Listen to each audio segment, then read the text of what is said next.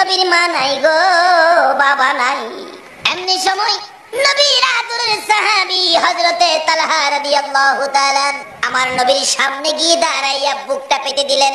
আরে কাফের বেঈমানেরা, মার কত তীর মারবি, বুকটা পেতে দিলাম। আমার জীবন থাকতে রাসূলের গায়ে তীর লাগতে দেব না।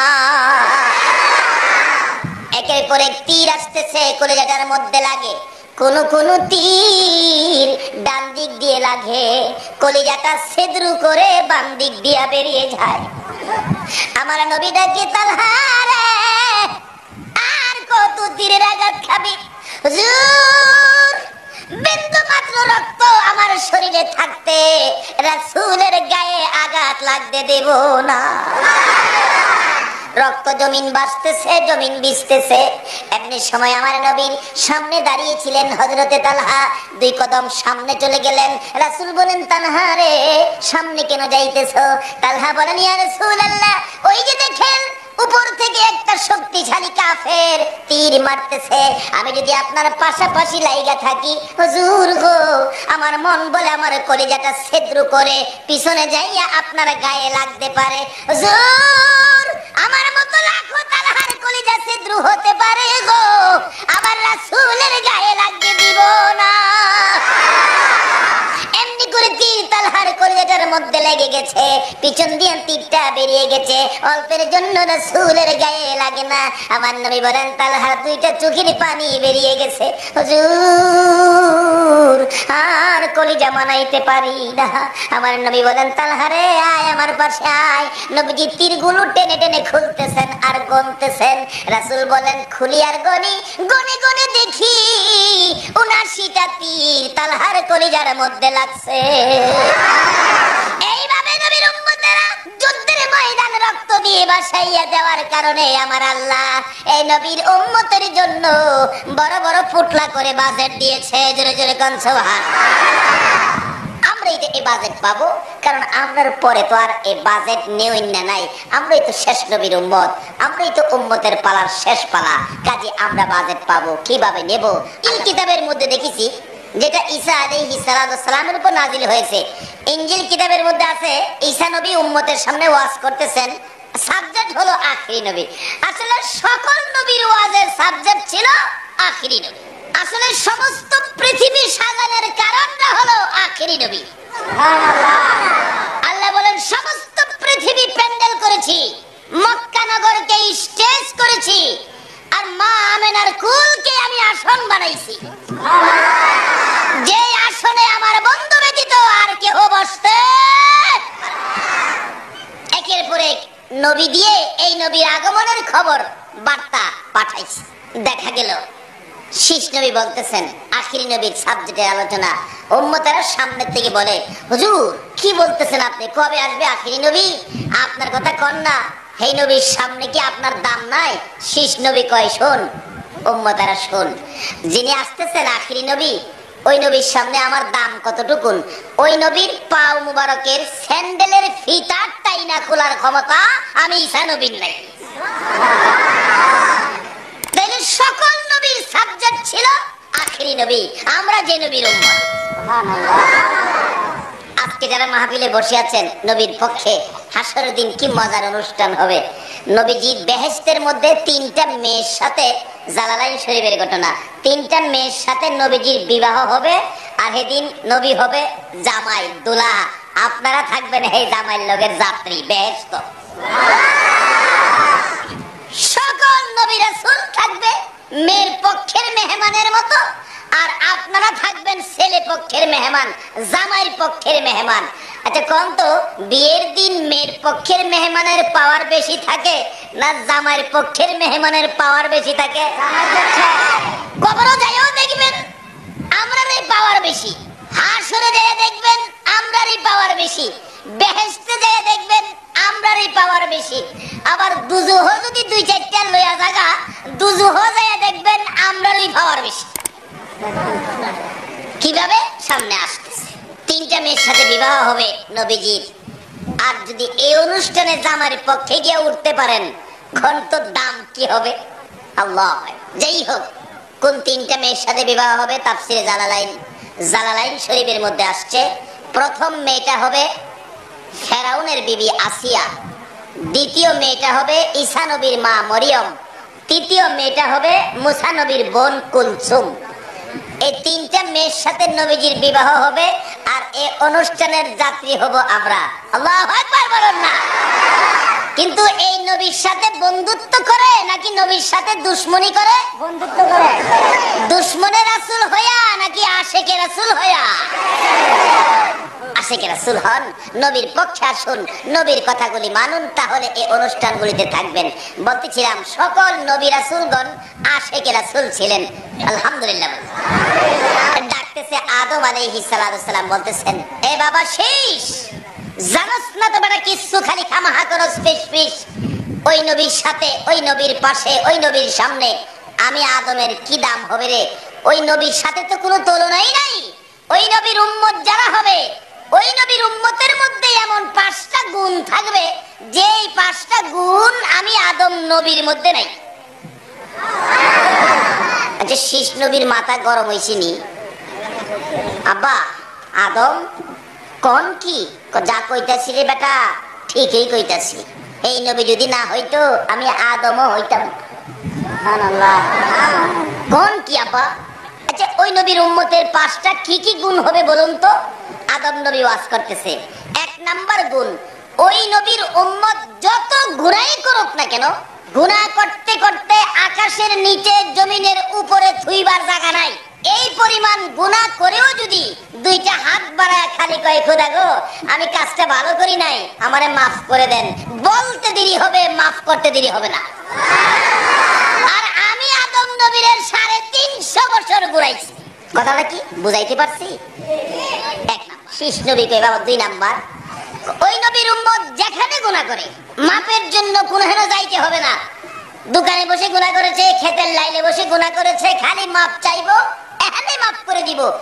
আমি আদম মাপ পাওয়ার জন্য সমস্ত পৃথিবী ঘুরছি, অবশেষে আরাফাতের ময়দানে নিয়ে মাপ দিছি। 3 নাম্বার গুণ, আব্বা কোনতো ওই নবীর উম্মত যত গুনাহই করুক না কেন তাকে বাড়ি থেকে বাইর করে দিবে না। আচ্ছা, আপনারা নামাজ পড়েন না, গুনাহ করেন দেখা চট্টগ্রামের বাসা বাড়ি থেকে আল্লাহ কি কাউরে বাইর করে দিয়া মহেশখালী ফলাইছে? কইতে পারবেন? এই যে তো গুনাহ করেন, আদম নবী কয় আমারে সামান্য অপরাধের জন্য আমাকে তোর মারের সহ গাড় ধরে বেহেশতে বাইর করে দিছে। হেরা কোটি কোটি গুনাহ করবে তবু বাড়ি থেকে বাহির করবে না। বাবা 3 নাম্বার গুণ। 4 নাম্বারটা কোন? শোন, ওই নবীর উম্মত যত গুনাহই করুক না কেন তার কাছ থেকে তার বিবিকে দূরে সরায় নিবে না। আমার কাছ থেকে তোর মা হাওয়ারে কই নিয়ে যে ফালাইছে কই যাও পাই না। বাবা 5 নাম্বার গুণ, ওই নবীর উম্মত যত গুনাহই করুক না কেন তার পরনের কাপড়গুলো খুইলা নিবে না।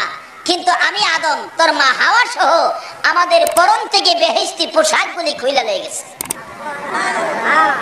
আদম নবী বলেন আমরা 2 জন উলঙ্গ হইয়া লজ্জায় ঘুরতেছি, গাছের কাছে যাই, গাছ 2টা পাতা দেস না, আমরা লজ্জা ঠান্ডা একটু ঢাইকা রাখি, কোনো গাছে দেয় না।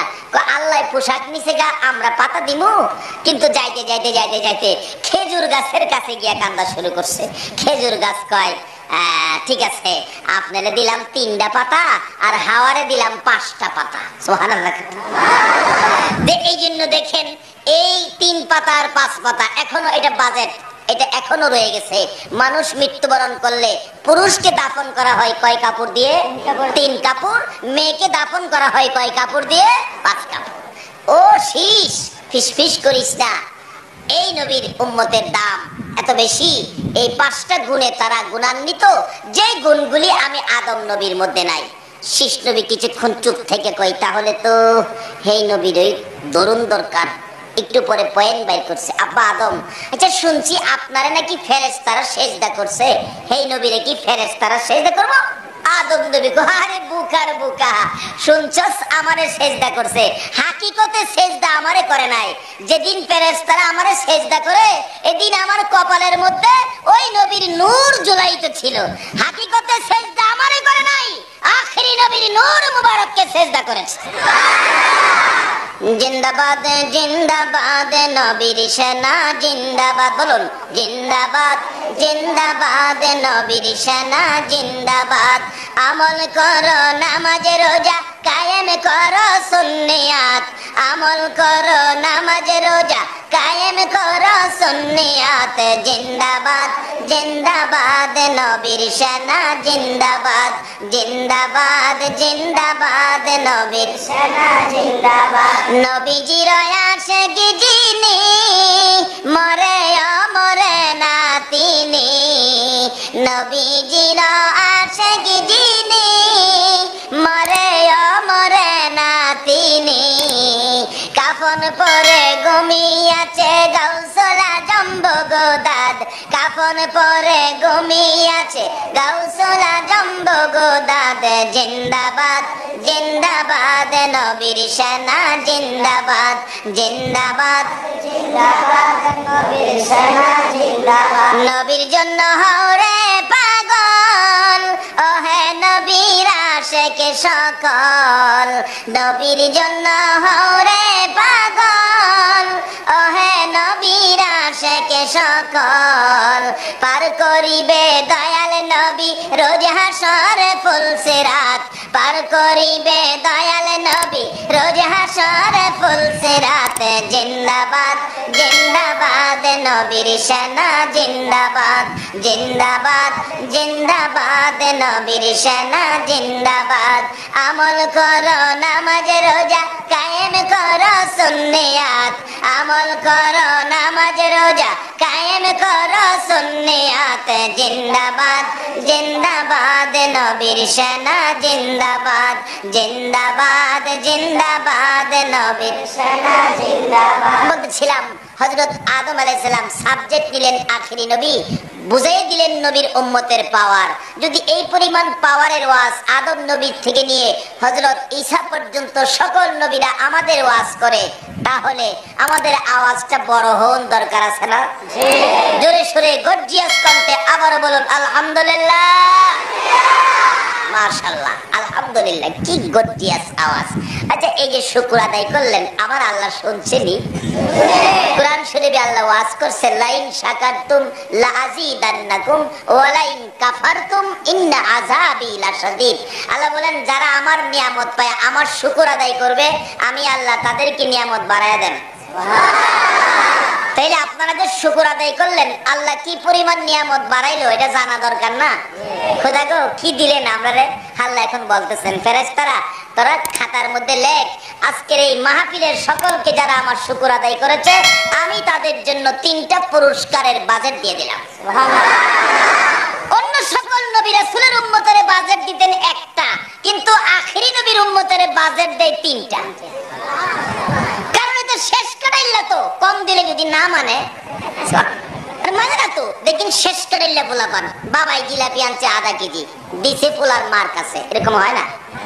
পোলার মা দেখবেন বড়ডারে দিল 2টা, মাইজলাডারে দিল 2টা, পিচ্ছিটা পুকুরে গোসল করতেছিল তো ভিজা কাপড় লইয়া হয়ে আইছে। মা মা বাবাই বলে জিলাপি আনছে, কহ দাও না, দিছে হেরেও 2টা। মা 2টা ওই দিলে, তোর বড় বাইরে দিলাম 2টা, মাইজলারে দিলাম 2টা, তোরে দিলাম 2টা, বেশ কম করলাম। কই বড় বাইরে 2টা দিতে পারস, মাইজলা বাইরে 2টা দিতে পারস, লাগে আমি শেষ না মায়া, আমারও 2টা দিবি। আচ্ছা মা 2টা দিছ, যে আরো আছে? কহ আরো আছে তো। কথা আমার পরে কি তোমার আর কোনো বাচ্চা আছে? কোনা নাই তো। কথা হেগুলি মা কাল লেগে রাখছস, দিলাম উঠলাম। কথার পয়েন্টে শেষ করে বাতা পুরাতা হয় না, এই কথার পয়েন্টে মা খো খাই খাই কি করবো, নে উঠলা হইলে আল্লাহ আর কাল লেগে রাখবো। এই নবীর উম্মতের ঘরে আর উম্মত আছে? আল্লাহ কো সব উঠলা বন্ধু গো, তোমার উম্মতের দিয়া দিলাম। আরে মুহ কই লইতো না কোরআন শরীফ। কোরআন শরীফে খুইরা দেখবেন কয়েক জায়গা ঘোষণা দেওয়া আছে বেগইরে হিসাব, হিসাব ছাড়া বাজেট। কারণ আর হিসাব করে কাল লেগে রাখো বন্ধু গো, তোমার উম্মতের দিয়া দিলাম। এরপরে আইতাছে সামনে রমজান, রমজানের ভিতরে একটা বাজেট দিতে সকলে জানেন, লাইলাতুল কদরি খায়রুম মিন আলফি শাহর। রাত্র একটা, নাম কদর। বাজেট হলো 1000 মাসের চাইতে আরো বেশি। সুবহানাল্লাহ। এখানে প্রশ্ন আসতে পারে, হুজুর কোরআন শরীফে 1000 উল্লেখ করলো কেন? যেদিন কোরআন শরীফের এই আয়াত নাযিল হয় তখন মক্কা নগরের মানুষ 1000 পর্যন্ত গণনা জানতো, এর বাইরে গণনা জানতো। এইজন্য 1000 উল্লেখ করে বেশি লাগায়া থইছে। যদি পৃথিবীর বিজ্ঞান গণনা আরো বেশি আবিষ্কার করে তাহলে 1 লক্ষ করছে, 1 লক্ষ চাইতেও এই কদরের বরকত বেশি। যদি 1 কোটি গণনা করে আল্লাহ কই 1 কোটির চাইতেও বেশি। ছোট সময় দেখছেন না আমরা যে খেলতাম, কেউ কই 15, 16, কেউ কই 20, কেউ কই 40, এর মাঝে মাঝখানে একটা চালাক ছেলে দেখবেন কইয়া বই, তোরা যা কইবি হগলের চেয়ে আমার 1 বেশি। কয়রা কইছে না শুরু, তোরা হগলের চেয়ে 1 বেশি। আল্লাহ তো পৃথিবীর বিজ্ঞান গণনা আবিষ্কার করবে, গণনা আবিষ্কার করতে করতে করতে করতে যেখানে গিয়া পৃথিবীর বিজ্ঞানের গণনা শেষ, এর চেয়েও কোটি কোটি গুণ কদরের বরকত বেশি। কত বেশি? আল্লাহ কয় এটা আমি আল্লাহ ছাড়া আর কেউ জানে। এই কিসিমের বাজেট আখিরি নবীর উম্মতের। কেন? ওই যে বাচ্চা বাজেট নিলেন কিভাবে দেখেন না, পুকুরে গোসল করতেছিল, কাপড় ভিজা, তো মা কই তুই তো ঘর বাসায় ফেলাইতেছিস পানি দিয়া, মা ঘর বাসায় রামু ভিজায় রামু ফুটলাটা দে। এই বাজেট গুলি করার কারণ হলো নবীর উম্মত পানি দিয়ে নয়, কলিজার তাজা রক্ত দিয়ে যুদ্ধের ময়দান বাসায় দিত। আল্লাহ বলতেছেন আজকের মাহফিলে যারা আমার শুকর আদায় করেছে তাদেরকে পুরস্কার দিলাম 3টা। বলুন কয়টা? 3টা। আসলে আমাদের বাজেট প্রত্যেকটা 3টা, সব 3টা। আজ আছে রমজান মাস, মাস একটা, বাজেট 3টা। আউয়ালুহু রাহমাতুন ওয়া আওসাতুহু মাগফিরাতুন ওয়া আখিরুহু ইতকুম মিনান নিরান। এক মাসে 3 কিসিমের বরকত। সুবহানাল্লাহ। প্রত্যেকটা বরকতের 3 কিসিম করে দিয়েছে। প্রথম বাজেট আল্লাহ বলেন এই মাহফিলে যারা বসে আছে, দাঁড়িয়ে আছে, যারা মাহফিল মহব্বত করে মা বোনেরা পর্যন্ত শুনতেছে, আল্লাহ কয় ফেরেশতারা তোরা খাতায় লেখ, প্রথম বাজেট হলো আমি তাদের জীবনের গুনাহগুলো মাফ করে দিলাম। গুনাহ কে মাফ করছে? আচ্ছা কোন তো এই সমস্ত বাজেট কি সংসদে দিতে পারবে? এই সমস্ত বাজেট কি জাতিসংঘে দিতে পারবে? এই সমস্ত বাজেট কি বুশে দিতে পারবে? হ্যাঁ এই তো চুবাই লাইতেছে। হ্যাঁ যেইভাবে মুসলমানদের উপর অত্যাচার শুরু করে দিয়েছিল, হ্যাঁ ভাবছে মুসলমানের বুঝি কেউ নাই। ঠিক আছে, আচ্ছা বলুন তো মুসলমানদের কেউ আছে কিনা? জোরে বলতে হবে কে আছে? আরো জোরে বলুন কে আছে? হ্যাঁ ভাবছে মুসলমানের কেউ নাই, মাইরা সাত কিরালাম অহন টের পাইতাছে মুসলমানদের যে কেউ। প্রথম পুরস্কার জীবনের গুনাহ মাফ। বাজেট দিলেন কে? আল্লাহ। মাপ পাইছেন নি আপনারা? বলে হুজুর বুঝবো কিভাবে? যদি মাপ পায়া থাকেন, আল্লাহর দেওয়া বাজেটটা পায়া থাকেন, তাহলে কিছুক্ষণ ওয়াজ শুনতে মন চাবে, মনে কোনো অশান্তি থাকবে না, শান্তি থাকবে। আচ্ছা আপনাদের মনে কি এখন অশান্তি না শান্তি? ওয়াজ শুনতে মন চাই না বাড়ি যেতে মন চায়? বাড়ি যেতে মন চায়? আচ্ছা দেখি কার কার বাড়ি যেতে মন চায়, হাত তুলে দেখান তো। অনেকে হাত তুলছে, আসলে বুঝতে পারছে না। ঠিক আছে, যাই হোক, এই জন্য একটা অপরাধ হয়ে গেছে না। যদিও এই মাহফিল দিয়ে বাইরেতে মন চাই, হাত তুলছে, ফেরেশতারা হয়তো তখন বলতেছেন খোদা গো 2-4 জন তো বেশকম করলো, তাদের খাতার নামের মধ্যে কি বেশকম লিখবো? আল্লাহ কয় এই কি বেশকম লিখতি, চুপ থাক। হ্যাঁ যে হাত তুললো, হাত তুলছে, তোর কি হয়েছে, চুপ থাক তোরা। দেখিস দেখছেন না অনেক সময় বিয়া শাদীর মধ্যে ছেলে পক্ষের মেহমান মেয়ের বাড়িতে গিয়ে দেখবেন গরম বেশি থাকলে পানি খাওয়ার জন্য পাগল হয়ে যায়, টেবিলে গ্লাস নিতে গিয়ে বাচ্চারা 2-4টা গ্লাস ভাঙে ফেলাই দিছে। এরকম হয় না? মেয়ের বাবা কাছে খবর গেছে, যারা সাইদারি করে খাওয়াইবো তারা গিয়ে বলছে চাচা ছেলের পক্ষের মেহমান এটা গরম, গ্লাস 4টা আয়ই ভাঙে লাইছে। আমরা সাইদারি করতাম না জায়গা। মেয়ের বাবাকে দেখ একটা কথা কইস না, ছেলে পক্ষের হেরা গ্লাস 4টা ভাঙছে, লাগে আমি 8টা কিনা দিব, কথা কই যাচ্ছি না, হেরার সাথে কোনো কথা নাই। মেয়ের বাবা যদি ছেলে পক্ষের হেরা গ্লাস ভাঙলে বাপে 4টা ভাঙলে 8টা কিনা দিতারে, এই নবীর উম্মত খুঁটিনাটি বেশকম করলে আল্লাহ সাইরা দিতারে না? আল্লাহ তোরা কি কথা কস, হাত তুলসি থেকে বেজাল লিখবি, বেজাল করলো করলে করছে, এগুলি আমি আল্লাহ সব সাইরা দিব। অন্যান্য নবী রাসূলের উম্মতের অপরাধ হইলে হেরা পাগল পাগল হয়ে যাইতেন, কিভাবে অপরাধের ক্ষমা নিব, আর খালি রাস্তা খুঁজতো, কোন রাস্তায় ক্ষমা নিব ক্ষমা নিব। আমার আল্লাহ রাস্তা খুঁজে কিভাবে আখিরি নবীর উম্মতের ক্ষমা দিব।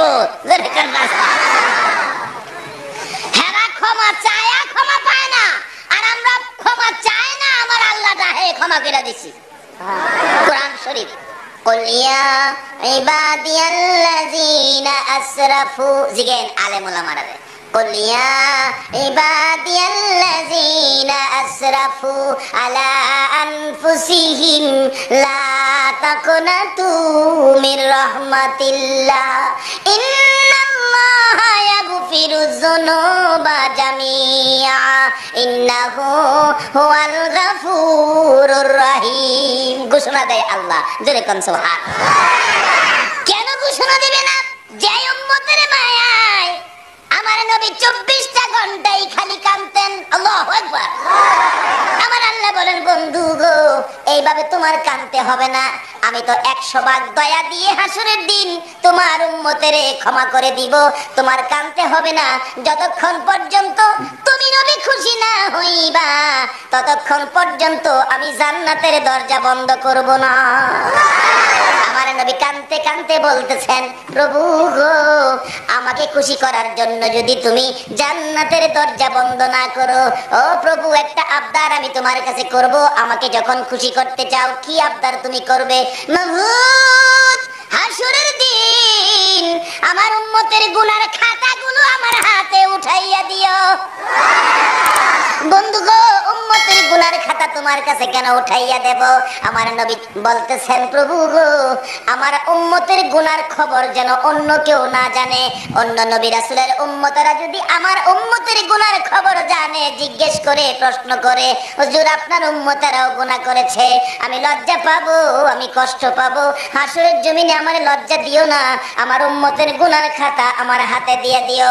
আমার আল্লাহ বলেন, বন্ধু গো, তোমার উম্মতের গুনার খবর অন্য নবীরা জানবো তুমি কিভাবে ভাবতেছো? যাও, আমি কথা দিলাম, তোমার উম্মতের গুনার খবর অন্য নবীরা জানবে দূরের কথা, আমি তোমারেও জানতে দিব না, ক্ষমা করে দেব। আল্লাহ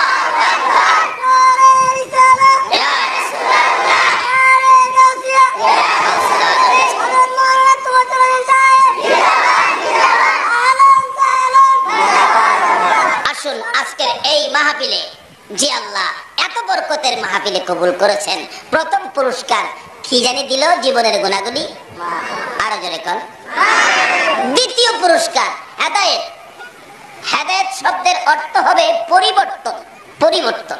একটা হিন্দু লোক আগে ছিল হিন্দু, এখন আল্লাহ তাকে হেদায়েত করে মুসলমান বানাইছে।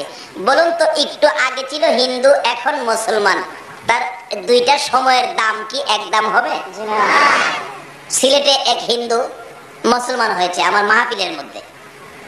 ছেলেটার পাশে দাঁড়ায় বলতেছে, হুজুর আমি তো যুবক ছেলে, মা বাবা সব ছেড়ে মুসলমান হয়ে গেলাম, এখন হুজুর আমার তো মা বাবা নাই, কারণ তারা তো আমার জায়গা দিবে না, আচ্ছা আমার গার্জিয়ান হুজুর কে হবেন? আমি বললাম, এই ছেলেটার গার্জিয়ান কে হবেন? একজন লন্ডনী বললেন, আমি তার বাবা হইলাম। গার্জিয়ান হইলেন, তার জন্য তো ব্যবস্থা করতে হবে। আমার একতলা একটা বিল্ডিং সহ এই বাড়িটা আমি তারে দিয়ে দিলাম। ছেলেটার একটু আগে কি ছিল, একটু পরে কি হলো, এটা পরিবর্তন, এটাই হেদায়েত।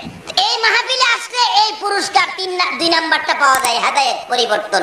যেমন ওমরের জীবনী খুলুন, ওমর রান্না তরবারি নিয়ে, প্যাকেটের ভিতরে নয়, তরবারিটা হাতে চকচক করতেছে, বাঘের মতো যাচ্ছে, নবীজির মাথা কাটবে। নাউজুবিল্লাহ। এক সাহাবীর ঘরে নবী ছিলেন, কিছু সাহাবীদেরকে নিয়ে আলোচনা করতেছেন। যে ঘরে ছিলেন, ঘরের দরজার মধ্যে একজন পাহারাদার। হঠাৎ দেখে তরবারিটা নিয়ে উমর এই পথে আসতেছে। ওই সাহাবী কাঁপতেছে আর বলতেছেন, ইয়া রাসূলুল্লাহ, আমাদের জীবন আর বাঁচাইতে পারবো না। রাঙ্গা তরবারি হাতে উমর আইসা পড়ছে। সকল সাহাবীরা ভয়ে কাঁপতেছে থরথর করে, উমরের হাত থেকে বাঁচা যাবে। এমন সময় জিবরাইল আইসা হাজির। আল্লাহ পাঠাইছে, নবী গো, আজকের উমর আগের উমর না, পরিবর্তন। এখনকার উমর আগের উমর নয়, পরিবর্তন, হেদায়েত পেয়ে গেছে। আমার নবী বলেন, সাহাবীরা রে ভয় পাইস না, খবর আইছে তো, তোমরা যদি ভয় পাও আমাকে দরজায় দাঁড়াইতে দাও, আমি আগে যাই। সাহাবীরা বলেন, ইয়া রাসূলুল্লাহ, আমাদের জীবন থাকতে রাসূলকে উমরের সামনে দিব না। ভয়ে কাঁপতেছে। তার মধ্যে ছিলেন নবীর চাচা বীর আমির হামজা। সঙ্গে সঙ্গে আমির হামজা তরবারিটা লইয়া দাঁড়ায়া গেছে। আরে নবীর সাহাবীরা, তোমরা কোন উমরকে ভয় পাইতেছো? তোমরা কি জানো না তোমাদের মধ্যে আমির হামজা রয়ে গেছে? আল্লাহু আকবার। তোমরা কি জানো না তোমাদের পাশে বীর আমির হামজা রয়ে গেছে? ভয় পাইতেছো কেন উমরকে? তোমরা ভয় পাও না, আমি আমির হামজার হাতে তরবারি থাকতে এক উমর কেন, 100 উমর যদি আসে আমার তরবারি থেকে কেউই রেহাই পাবে না। নারায়ে তাকবীর, নারায়ে রিসালাত, নারায়ে গাউসিয়া। এই নবীর পক্ষে যান না, কিসের দুর্বলতা?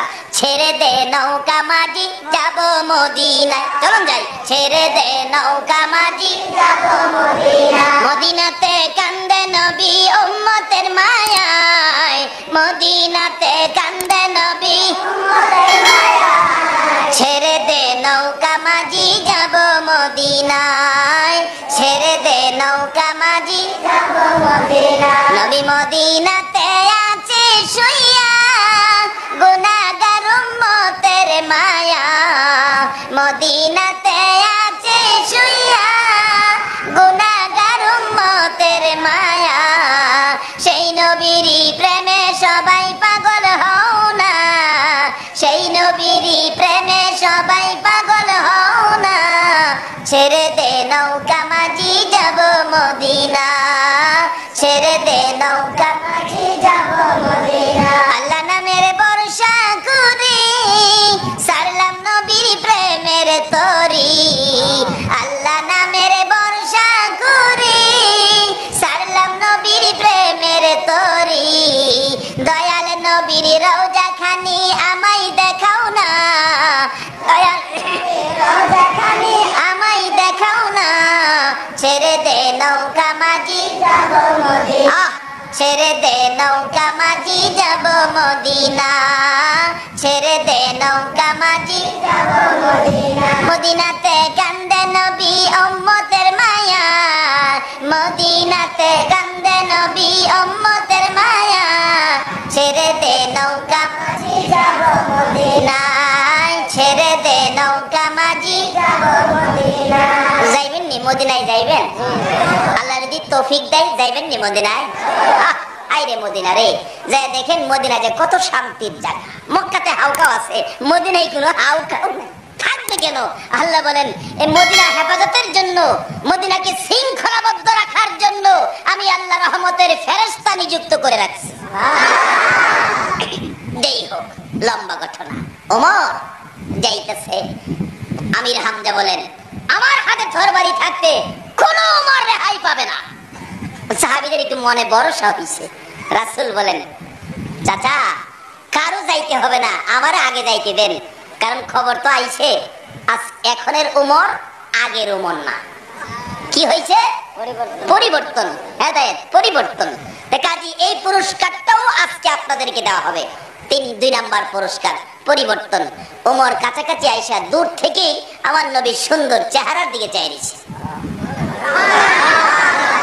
এতদিন তো শুনতাম, কিন্তু কোনোদিন ভালো নজরে দেখি নাই। আহাই, এত সুন্দর নবী কাছে কাছে আসছে। পরে নবীজি একটা ডাক দিয়েছেন মায়ার সুরে, ওমর রে, ওমর আর কত পাগলামি, আর কত দেরি করবি? তরবারিটা ফেলে দিয়ে দৌড় দে নবীর পাও মোবারকে পড়ে গেছে। হুজুর আর দেরি নয়, আমারে কালিমার মালা পরাইয়া দেন। কালিমাটা পরে তরবারিটা হাতে নিয়ে চিৎকার মারছে, আরে কাফের বেঈমানেরা, আয় আমার নবীর গায়ে কে হাত দিবি? অথচ নিজেই আইছিল নবীরে হাত দিবি। আমি ওমর মুসলমান হয়ে 40 জন মুসলমান পুরা করেছি। ইসলামের কাজ আর গোপনে হবে না, আজ থেকে কাজ প্রকাশ্য হবে। কিছুক্ষণ আগে কি ছিল, কিছুক্ষণ পরে কি হলো? কেমন মুসলমান? মদিনায় যায় দেখবেন আমার নবীর এক পাশে আবু বকর আর এক পাশে ঘুমিয়ে আছে ওমর। তাহলে পরিবর্তনে লাভ হলো না লস হলো? এই কিসিমের একটা পরিবর্তন হেদায়েত আজকের মাহফিলে আল্লাহ দেবে। দ্বিতীয় পুরস্কার, এর মধ্যে ওয়াজ করলে 2 ঘন্টার দরকার। আসুন তৃতীয় পুরস্কার, দুর্বল ঈমান শক্তিশালী হয় এই মাহফিলে আসলে, কোরআন হাদিসের আলোচনা শুনলে। আচ্ছা, আপনাদের দুর্বল ঈমান শক্তিশালী হয়েছিল দেখি তো। আচ্ছা, নবীর সবচেয়ে বড় দুশমন কে ছিল? মায়া লাগে যেমন আবু জাহেল, মায়া লাগে আবু জাহেল লাগে। সবচেয়ে বড় দুশমন কে ছিল? আচ্ছা, এই আবু জাহেল যদি এখন প্যান্ডেলের মাঝখানে আইসা বইসা ওয়াজ শুনতে চায়, আপনারা কি হ্যাঁ ওয়াজ শুনতে দিবেন না পিটাইবেন? ওয়াজ শুনতে বলে দিব। আমার নবীরে কষ্ট দিয়া ওয়াজ শুনবো, হ্যাঁ বলে ওয়াজ শুনতে দিব। হ্যাঁ ওয়াজ শুনতে দেবেন না আগে সাইজ করবেন? এই উমাইরা আয় হবলে মিল্লা হ্যাঁ দড়ি কারে কারে। এই আবু জাহেল বাপের বেটা বলে আয় মাহফিল। ফুলাফানের কি লিখতে হয় পুরান বাপ ডাকবো কি কর? আসলে হ্যাঁ মরে বালা ফুলাফানের মার খাই মরছে। কোন কার মার খেয়ে মরছে? আর যদি না কার মার খেয়ে? মাশাআল্লাহ, এই কিসিমের কিছু ফুলাফান দেখা যায় হেন আছে। এই এটা কেমন মাথায় রাখছে গো? আজকে নবীর পক্ষে বইরিছে